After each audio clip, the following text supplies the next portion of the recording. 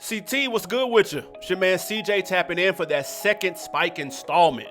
If you haven't seen the first, don't even trip. Check the link in the description. This ranking consists of the back half of his catalog, aka everything he's done since 2000. By this point, I don't need to tell you about that famous like button, right? I mean, pointing y'all to the subscribe button is old news, right? And you're familiar with that comment section below, right? Okay, cool. Utilize all three. And we're clear for takeoff. Number 12, The Sweet Blood of Jesus. This the type film that precedes a lot of difficult conversations, like taking the keys from your grandma and watching the Buick collect dust in the garage. To understand the lengths we had to go to in finding this film, you would know it's not hyperbolic to say we exhumed the sweet blood of Jesus from the catacombs of Spike's filmography. A remake of a 1970s blaxploitation film, Ganja and Hess, is streaming on Prime for less than $3. When it's easier to find a 50-year-old movie than it is to stream one that hit theaters a decade ago, that explains a lot.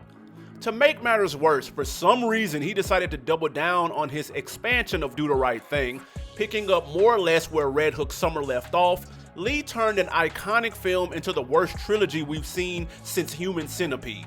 Don't Google that. We're just not sure if we got lost in the plot or if it wasn't there to begin with. Spike wanted to update his sister's resume, we get that. He wanted to emphasize the superficial salvation the church has to offer, we get that too. He wanted to add this newest cast of nude principal actors to his collection, fine. But gauging this film with every metric we can think of, we're struggling to come up with counter arguments as to how this isn't one of the 10 worst films we've ever seen. Number 11, She Hate Me. To be completely honest, it felt like someone told Spike to make the worst movie imaginable, and he took that personally. If you do a deep dive into Lee's work, you'll quickly start to see a pattern. While he has directed phenomenal cinematic masterpieces, it's clear Spike has leveraged the camera to enjoy some of his most explicit fantasies. None more evident than in a preposterous plot like She Hate Me. Tagline: one heterosexual male, 18 lesbians. His fee, $10,000 each. Keep in mind, Lil' Kim was offered a role in the film but turned it down because she thought it would ruin her image. Either she had a crystal ball or a finalized version of the script. Come on, Spike, if you're too raunchy for the OG Queen Bee, you might need to tone it down a notch. The film didn't struggle because of casting. Despite Kim's absence, the film is still drowning in star power. Anthony Mackie, post-Papa Doc, pre-Captain America, an unproven Kerry Washington, an up-and-coming Chittaway, and as well as familiar faces like Woody Harrelson, Ellen Barkin, and Monica Bellucci.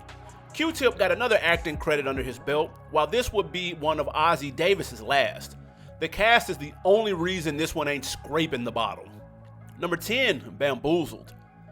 Is it safe to say the Wayans family might be the most underrated familiar staple in entertainment history? I mean, we've seen the Jacksons, the Smiths, the Hemsworths, hell, even the Kardashians. But if everybody eats was a family, it'd be the Wayans. Seeing Damon Sr. team up with Spike really embodies everything we've come to love about black cinema. That's about all the positive light we can shed on this film, though. Wait, no, that's a lie.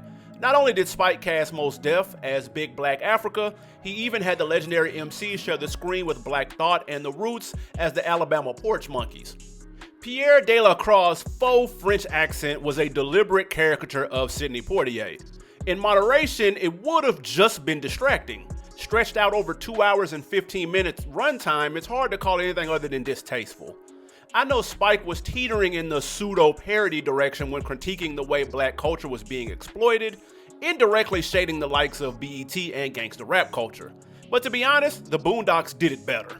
Black entertainment television is the worst thing I've ever seen in my life. Bamboozled isn't lacking talent, with an assortment of household names you would come to expect from a Spike Lee joint. We're not even mad at the plot. Given the time it came out, Spike had all the seeds for a socially and culturally impactful classic. Our disappointment lies in the execution of said plot. No one can ever accuse Spike of lacking creativity, but when those creative choices go unchecked, he drifts from witty and insightful to floundering and out of focus. Number 9, Red Hook Summer. Only question we were left after finishing this film was, why did his mom send him up there? A lot of Spike's films are haunted by the bittersweet, quote, the seeds for success were there, quote, dilemma. none more apparent than Red Hook Summer. As we alluded to when talking about the Sweet Blood, Red Hook Summer serves as a sequel of sorts to Do the Right Thing.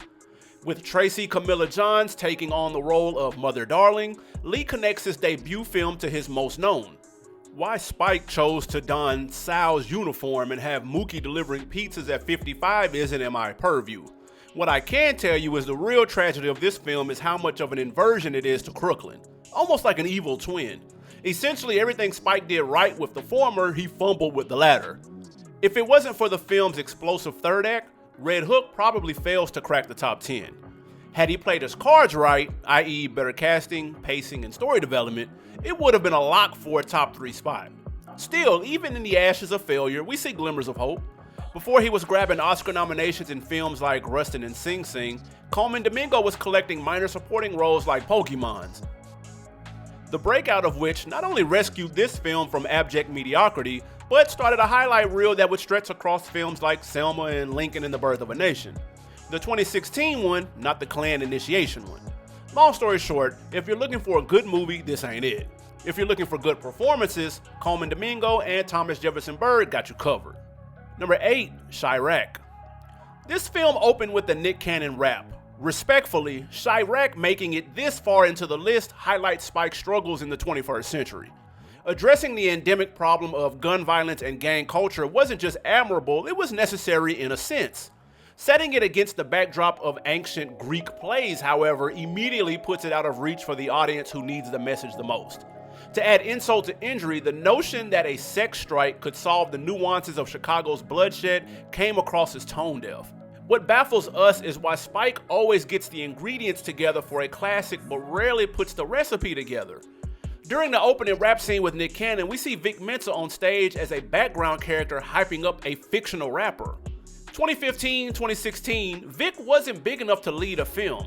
I can understand that, but on the other hand, that pick still makes more sense than Nick Cannon cosplaying Tupac. Wesley's too old to be banging on the front lines, but Lala Anthony repping the set almost felt satirical. J. Hud was too good for this film. Hudson's mother, brother, and nephew were tragically gunned down in the Windy City, making the film's subject hit uncomfortably close to home for the EGOT and Chi-Town native. Her performance and its subsequent snubs during award season felt a lot like Janet in Why Did I Get Married Too? We could forgive Spike for the abysmal utilization of star power. We could even look past the fact that Lee anchored John Cusack as the moral voice of the community. But wasting the time and talents of Angela Bassett? Not even Mr. 40 Acres himself could get away with that. Number 7, The Five Bloods. Chadwick's life passion was being in front of the camera. We love that he got to live out his purpose to the end, which makes this well-intentioned but poorly executed send-off to Boseman legacy all the more bittersweet. Despite taking place in different eras, we knew Spike would revisit dimensions of St. Anna. For some reason, we thought Lee would be more tactful with his scene selection. Instead, several plot points inflate the runtime north of 2.5 hours, barely shaving 6 minutes from its distantly related, unmistakably superior predecessor. Half of those scenes would have been solid if the principal cast weren't playing themselves 40 years earlier. It really takes you out of the combat scenes. Delroy is phenomenal, providing as much nuance as possible for a Vietnam vet that supports Trump while struggling with PTSD. The inclusion of Jean Reno was also a masterful touch, our first time seeing him since Leon the Professional. Neither the triumphs nor failures of this film possess any unique qualities. Spike has an easily identifiable blueprint structuring most of his work. The only thing that truly stands out for The Five Bloods are the stakes. The expectations placed on the shoulders of the cast and crew to make Chadwick's final film a memorable. The film's ending, especially given the real-life sequence of events, should have been surreal and moving. While we can give everyone some grace for rushing to get this one done, it would be a disservice to pretend that the final result wasn't reflective of the time, or lack thereof, invested into the project. Number 6, 25th Hour. Based on the book of the same name by David Benioff, 25th Hour tells the story of a man getting his affairs in order before going away on a bid for drug dealing. With stars like Edward Norton, Philip Seymour Hoffman, and Barry Pepper attached to a film, you would typically expect a director like Scorsese or Fincher to show interest. Instead, we get Brooklyn's finest at the helm with the city still reeling from the 9/11 attacks. You know how an artist can be typecast into a certain role or image? In an ironic twist, both Lee and Norton demonstrate a kind of push and pull effect on each other that takes them out of their respective comfort zones. Spike is forced to reimagine his approach to storytelling for a vastly different audience, while Ed Norton must adjust to a role that doesn't call for his trademark brand of eccentric wit and cerebral insight. Initially eyeing the lead role himself, Tobey Maguire bought the rights to the film before ultimately donning the Spider-Man mask instead. Truth be told, the film is about as conventional a movie as you'll find in Spike's filmography. Also one of his most profitable, raking in more than $20 million on a $5 million budget. But whether you're examining the story, acting, or cinematography, it's all just eh. One thing we did find interesting, however, the fact that the role of Miss Rivera could have gone to Alicia Keys. Before Rosario Dawson got her second Spike nod in 5 years, the Harlem crooner was being considered for the role. Yes, Dawson was the best thing about this film, but even the hypothetical involvement of Keys makes for a more riveting film if you ask us. You don't just listen to music, it shapes you. That vibe, that energy, that voice. Our Raised Me merch, it's all about honoring the albums that built the culture that built you. 8 legendary albums on every piece. A nod to the past, a flex for the future. Ready to rep your roots? Cop now at shop.culturalisttheory.com. Number 5, Old Boy. Let me just start by saying, this is without a doubt Spike's most overhated film to date. Yes, we can all acknowledge it was a very ambitious remake from the outset, a film he honestly should have left alone. But the reviews we saw for this film had us thinking Spike wrote out Soul Plane too. The reviews were so heated we actually had to watch the original.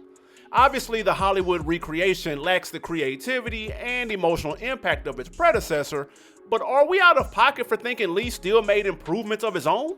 Them action scenes weren't perfect, but still cinematically captivating. The torture scenes though? Nah, I would've spilled all the beans.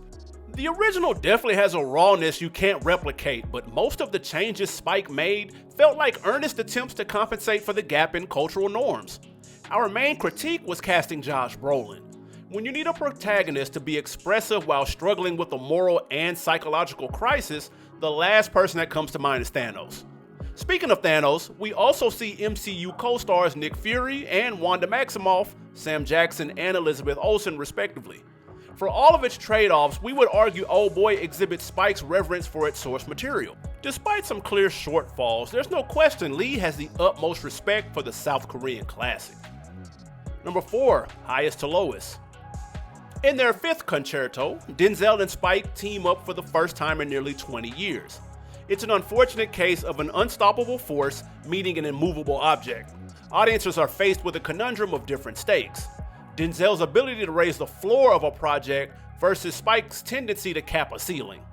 As far as Lee projects go, this certainly is far from his worst, hence its placement on this list. While it isn't fair to call the film formulaic, it's difficult to attribute any distinguishable qualities at all. The story is pretty conventional in its approach, the performances fail to stand out in any memorable way, and the film's payoff is light at best. When we heard Rocky was attached to the project, our interest was definitely piqued. After years of delays for Don't Be Dumb, we were more pressed for an album release than a theatrical return. Yet Rocky's portrayal of young felon had to have been the highlight of the movie. Yes, he did essentially play himself, but he's also played a rapper who releases music. And for that performance, we tip our hats. Seriously though, the 2 songs he contributed to the film's soundtrack only made our frustration around the album that much more apparent. We've been bumping both eyes closed since we left the theater. Number 3, Miracle at St. Anna. To all the cinephiles that stumbled onto The Five Bloods before Miracle at St. Anna, I'm sorry for your loss. But trust me when I say it gets better. There are only 3 guarantees in life: death, taxes, and Spike's love for black history. Enlisting Derek Luke, Michael Ealy, Laz Alonso, and Omar Miller, Spike embarks on a World War II epic that sees a fragmented platoon of African-American soldiers trying to survive after being stranded behind enemy lines. Based on the O2 novel of the same name, Spike provides a visual accompaniment to the unearthed historical account provided by author James McBride, detailing events surrounding the St. Anna d'Sta Mesa massacre. The cast is easily one of the most cohesive he's put on screen. The story is as heart-wrenching as it is eye-opening, but Spike found a diamond in the rough with Matthew Libatique. Okay, found is a bit generous. Just know this is the same cinematographer behind Requiem for a Dream. Miracle at St. Anna precedes 3 Academy Award nominations for cinematography he would earn with this film. Black Swan, A Star is Born, and Maestro. We got brief appearances from Joseph Gordon-Levitt, Omari Hardwick, and Michael K. Williams. Eagle-eye viewers can even spot Coleman Domingo sneaking into the film's opening shots. If Old Boy is our pick for Spike's most overhated, this would have to be our pick for his most underrated. You don't need to be a war buff to enjoy the film's historical context, nor do you need to hold your breath in anticipation of one of Spike's idiosyncrasies.